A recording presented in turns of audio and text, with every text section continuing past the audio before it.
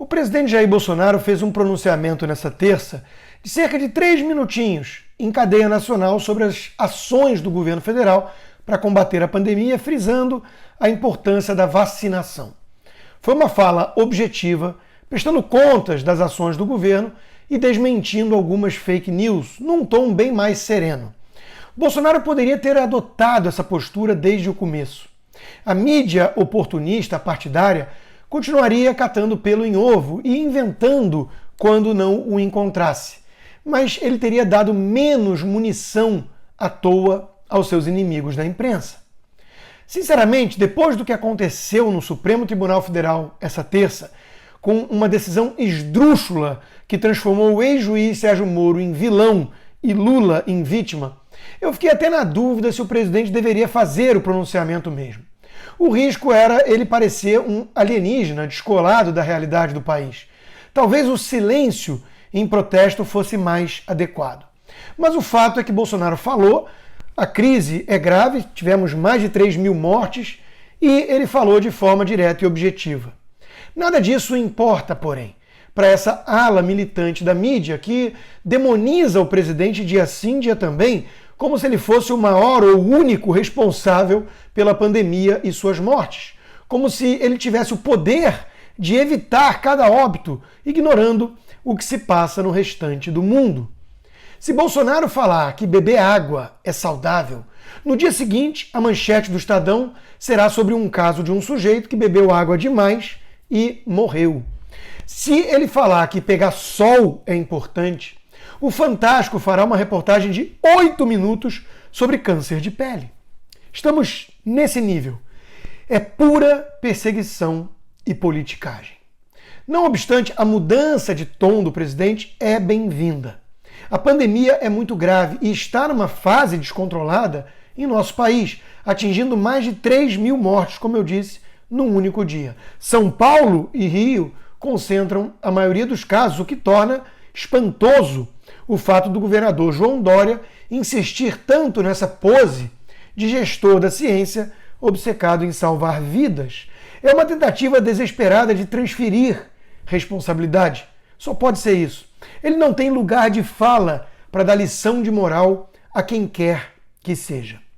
Diante desse quadro, há uma enorme pressão para que as autoridades façam alguma coisa, por mais autoritário e ineficaz que seja esse algo. O sentimento é compreensível, mas a nação pode destruir de vez as liberdades, sem salvar qualquer vida por esse caminho. O que se espera das lideranças é, ao menos, um tom de humildade e respeito aos indivíduos que perderam amigos e familiares. A retórica de Bolsonaro não ajudou muito a criar um sentimento de união e empatia no país, mas mais importante do que as palavras são as ações. E o governo agiu sim, ao contrário do que os seus críticos alegam. Enquanto isso, alguns governadores se mostraram ambiciosos demais, explorando a pandemia para fins eleitorais, politizando cada aspecto dela. Qual o sentido, por exemplo, em se demonizar o tratamento precoce? Só porque Bolsonaro apostou nesse caminho? São vidas em jogo e cada chance de salvá-las, levando-se em conta todas as dimensões da crise, deveria ser considerada.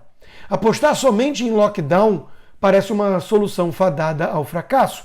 Primeiro, por não interromper de fato o contágio. Segundo, porque o povo não aguenta mais e precisa trabalhar. O quadro é muito delicado. O momento é de baixar as armas, verbais, e agir. O presidente fez sua parte com essa mudança de tom.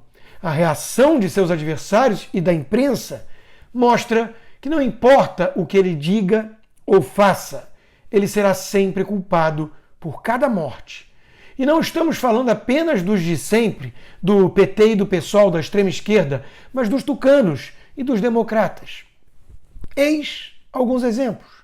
Bolsonaro na TV nitidamente acuado, obrigado a falar de vacina, mas não tratou da falta de oxigênio, da necessidade de utilização de máscaras e do isolamento. Não mudou nada. Continua, infelizmente, patrocinando a morte de milhares de brasileiros escreveu Rodrigo Maia, sabotador da agenda de reformas do governo, que confessou depois ter feito oposição velada, porque não podia assumi-la antes.